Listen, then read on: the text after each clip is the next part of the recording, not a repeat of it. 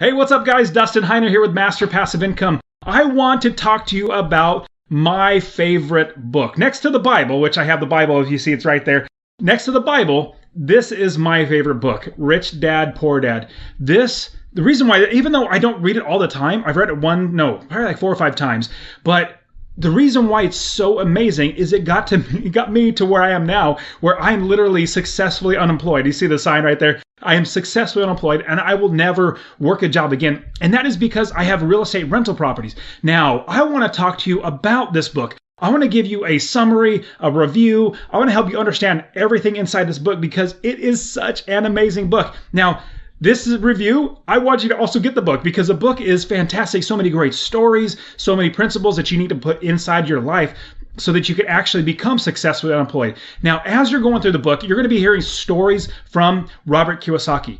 Robert Kiyosaki is the author, and he basically is telling you 2 different perspectives on how to make money.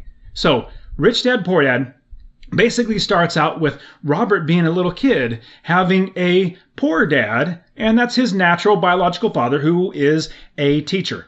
He's a teacher and he has a perspective of we work hard, we don't make a lot of money, but we work hard and we consistently work, and eventually we retire when we're age 68 and hopefully the government will take care of us or we saved up money. So that's one perspective, is we work and we work. And we work and we keep working, and if we don't work, we don't get paid. And we try to get promotions, we try to move up. Eventually his poor dad became like superintendent and tried to run for office, and eventually his poor dad, didn't have a job, didn't make the public office that he was going to try to get after, and he didn't have any money. Now, contrast that to his rich dad. Now, he calls him his rich dad, but it's basically his best friend's dad. And his best friend, his dad, he was a business owner, an investor, as well as just many other things when it comes to making money in a different way. Now, what's really interesting is as we go to school, we're literally taught how to, take a test or take a test, and then that's our grade. And then we graduate, get a piece of paper to graduate from. And so what Rich Dad teaches him is that there's a different way than working a job. There's a different way than working for somebody else. You can actually be the boss yourself. You can actually be the one that makes the money. You can be the one that employs the people. You can be the one where you work one time, get passive income, and never work again. See, now I made all my money in real estate rental properties. I buy one rental property. It makes me $250 or more every single month in passive income. And from there, then I don't work. I literally don't do a thing because my property doesn't work for me. And I have property managers that manage the properties. And so that I learned from Robert Kiyosaki's book, Rich Dad, Poor Dad, that you need passive income. Now, rental properties is just one of many different ways of creating passive income. But there are so many great principles that I want to walk you through throughout this book. Great big takeaways that you're going to need to have in your life, in your mind, as you're going down the path of becoming successfully unemployed. And I'll give you the first lesson. The first lesson is that the rich do not work for money. Now, poor people, they work for money. It's almost out of fear and possibly greed that poor people continually work, and they keep saying, I might get this next promotion, I might get a raise, and I need to keep working. And I would say it's a lot out of fear because we have to pay our bills, we have to keep the roof over our head, we have to feed our families, and so it's out of fear that we continually work. We don't venture out on our own. But now, rich people, they don't work for money. Instead, they realize that, hey, I can actually make it on my own. I don't need to rely on somebody else. And contrast the poor, how they make money, they work for money. The rich, they challenge themselves to actually make money for themselves. Instead of having to work a job, they create businesses, create investments, buy rental properties, and figure out a way to make money as opposed to earning money. See, there's earned income and passive income, or where you make money, where you create money where it didn't exist. If you create a business, that money wasn't there before you actually bought it. Now, once you buy that business, once you buy that property, once you create that business, then that money is there. So earned income is you work 1 hour and you get paid for that 1 hour. But if you make money by having a business, that's when you're actually making money as it did not exist before. And so the rich do not work for money. That's something you absolutely need to realize. The rich don't work for money. Poor people work for money. I will never work again. In fact, I would literally go and pay Warren Buffett. Well, if you don't know who Warren Buffett is, he is a brilliant stock investor. He loves buying companies and investing in companies, and he's a billionaire like 800 times over. I mean, he's a really, really rich guy. He is so smart that I would literally pay him, and it would only be pennies to him, but I would pay him to work for him so I can get knowledge, so I can get understanding, which leads us into the second lesson. Second lesson is in the importance of financial literacy. Financial literacy, basically understanding the difference between an asset and a liability. See, what we're always taught as we're growing up is, you go to school, you go to college, you get a degree, you get a job, you get a career, and you keep working your life away. Well, that's for some people, but it's not for the rich. The importance of financial literacy is now, instead of working for money, we're now buying assets instead of liabilities. Another thing that we're taught as we're getting older, as we're growing up, is that you buy a house to live in, and your banker will tell you that is an asset. Oh, it's an asset. It's going to appreciate over time. Well, the rich people, we don't see it as being an asset. We see it as being a liability. So the definition you have been given as an asset versus liability is different than what you should know an asset and a liability. An asset, as simple as it is, puts money into your pocket. If you had a business that puts money in your pocket, that's an asset. If you had a painting that puts money in your pocket, that's an asset. But paintings don't put money in your pocket. I'm just saying, if you had something that put money in your pocket, if it puts money in your pocket, then that makes you money. That's an asset. A rental property is an asset because it puts money in your pocket. If I buy one rental property, the income, let's say it's at $1,200, the expenses is $1,000. The difference there is $200 in passive income. Well, that's an asset. Even if I have a mortgage on it, it's an asset because it makes me money. Now, a liability is different. A liability is where it takes money out of your pocket. If you had a car, you got a lease on a car, money comes out of your pocket. Unless you had a business where you rent out that car and make money, if it's just your own personal car that you're driving around town, that's a liability. Your house that you live in, unless you're making money doing Airbnb, you're making money from that property, unless you're doing that, it's a liability. So the rich people, they don't buy liabilities. They don't buy things that are going to lose them money. So they look at financial literacy. They want to make sure that they invest their money on things that make them more money instead of, Rich Dad calls it, doodads or just needless things like buying extra TVs or the best newest phones or buying the brand new car. And so the reason why you want to go after assets is that it puts money into your pocket as opposed to taking money out of your pocket.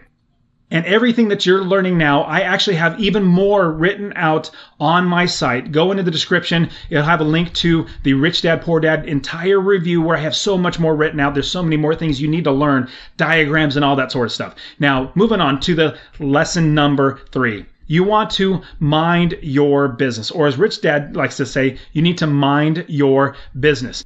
And this is where every spare thought that you're not working your job, that just over broke job, every spare thought you have needs to be going after that business. See, now poor people, they sit in front of the TV, they binge on Netflix, or they spend so much time watching TV or doing things that don't make them money. The rich people, they spend their time working, making money, and thinking about how to make money, how to do their business better. That's what the rich do. So you need to mind your business, put your mind on your business where you're continually learning over and over again how to do your business better, how to serve your customers better, how to make more money. And that is your number one goal, is to, number one, make money to provide for your family, but your number 2 goal is to serve people. So put your mind on your business, how to serve more people, how to do much better in your business. And lesson number 4 is basically the history of taxation in America and the power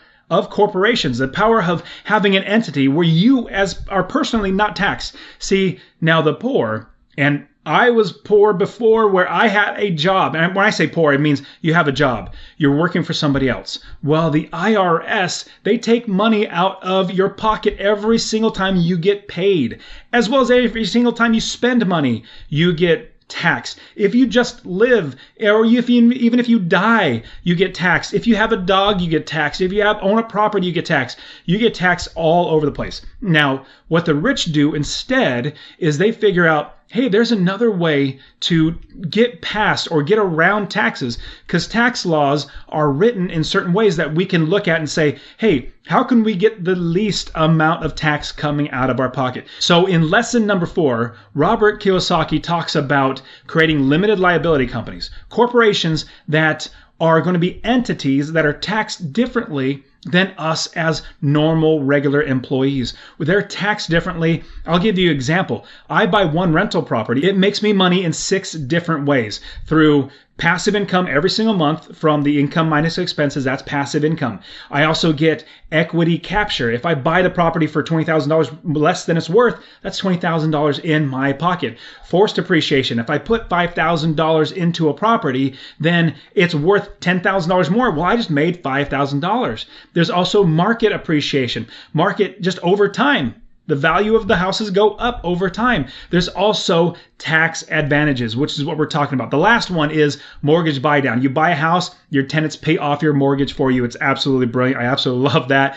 Now, the tax advantages, if you buy a rental property, you can depreciate that asset. Now, depreciate is a large word, basically saying that the value of whatever you bought, say a home for $100,000, you can take off that amount of money over 26 years, a little over 26 years, that you can deduct that out of your income. So you pay less in taxes because it looks like you have earned less because of the depreciation on those properties. It's absolutely amazing. And Robert Kiyosaki, Rich Dad likes to call it a phantom expense. It's like a fake expense, like a ghost expense type thing, where basically you've already spent the money, but the value of that property continually goes up. The IRS says it goes down, but we know it goes up, and so we can deduct it. So we want to look at using corporations, limited liability companies. In the description, I'll put in there, I've made plenty of videos on how to create LLCs or limited liability companies, corporations. In the description, I'll put that in there as well, how you can go ahead and create your own LLC, your own limited liability company, and how I've done it and how you can do it too. But you utilize the power of entities, of LLCs, that you are taxed less, because if you're working a job, you are probably getting taxed 20, 30, 35%, maybe more out of your paycheck. If you have a rental property, that income that you make, you're only going to be taxed the income tax of 15%. Currently, it's 15%. That is the passive income tax, basically, of having a property that I'm not getting money from working a job. So I get taxed at 15% because I make money differently. Now, you make money differently. If you have a job, you're going to be taxed higher because that's just the way that the government works.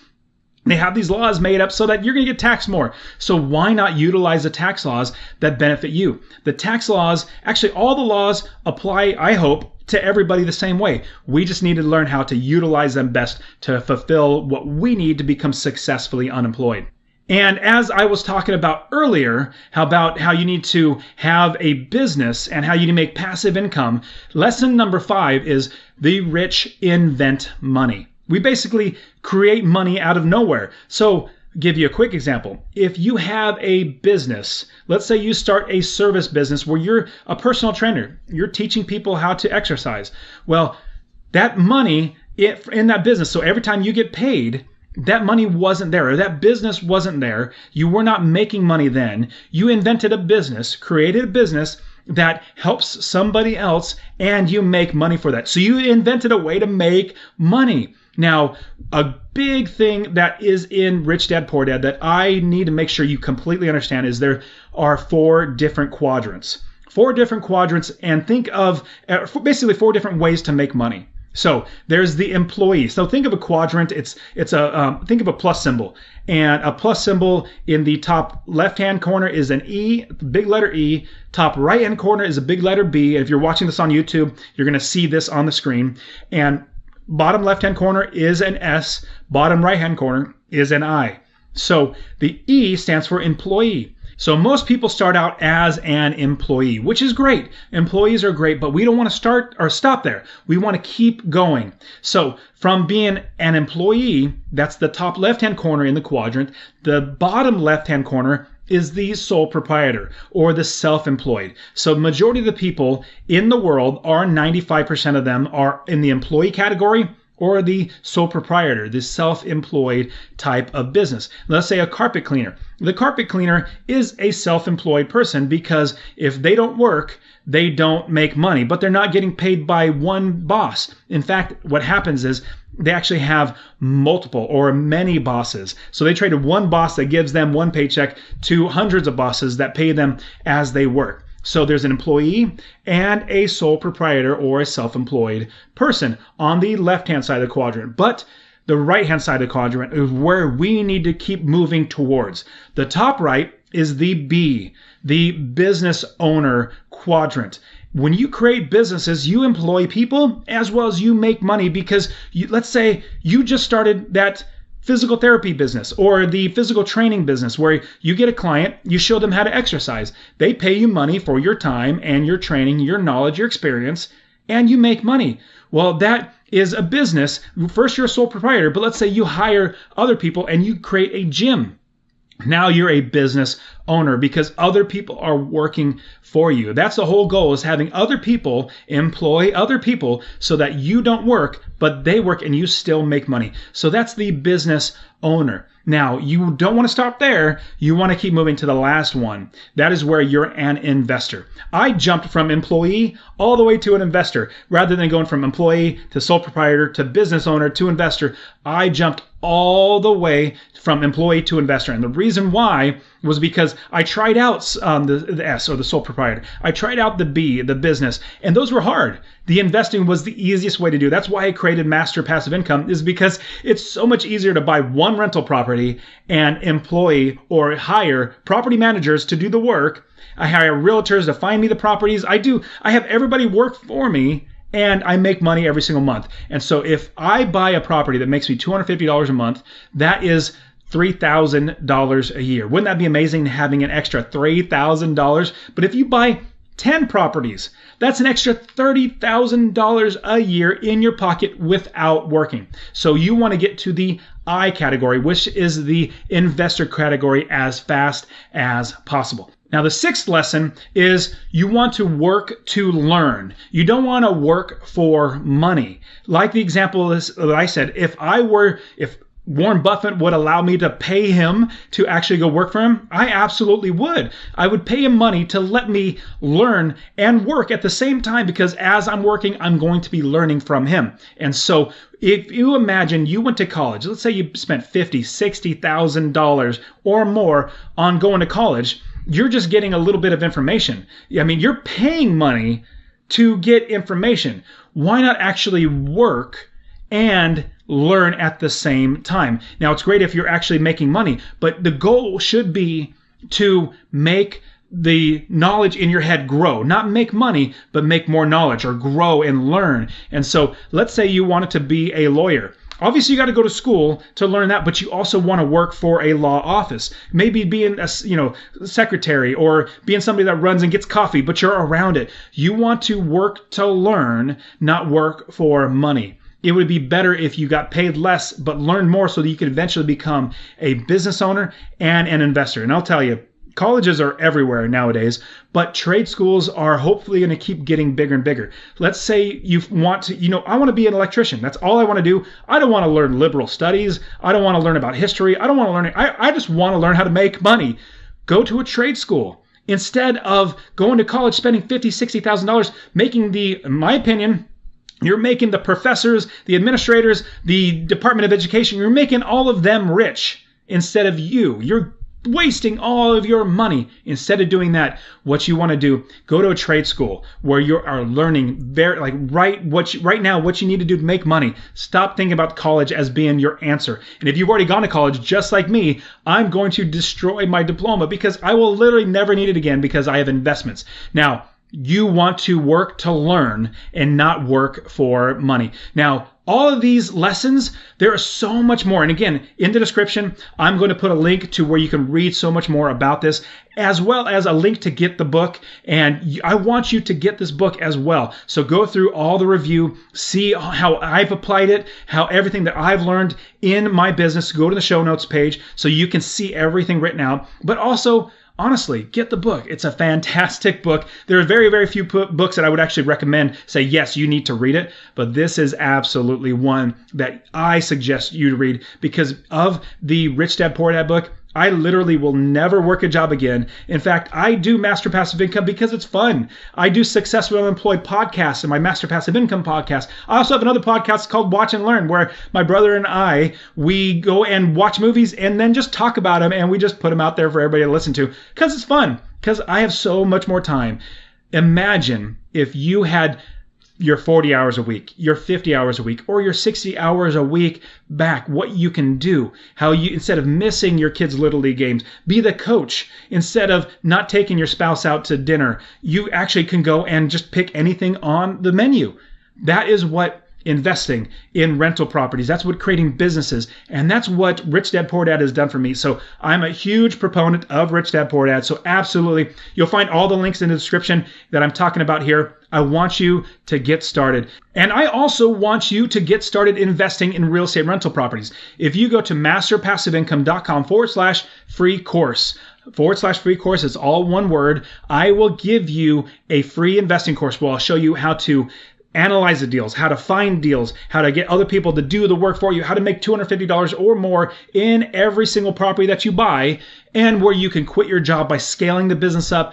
I'll give you that for free. Go to masterpassiveincome.com/free course, or you can also text the word rental, RENTAL, to 33777. I'll put that in the description as well. I just want you guys to get started. This is just so much fun for me to do. Be here sharing all the great benefits of Rich Dad Poor Dad as well as passive income. All right, you guys are fantastic. Thank you so much for being here on the Master Passive Income Show. I'll see you guys next time.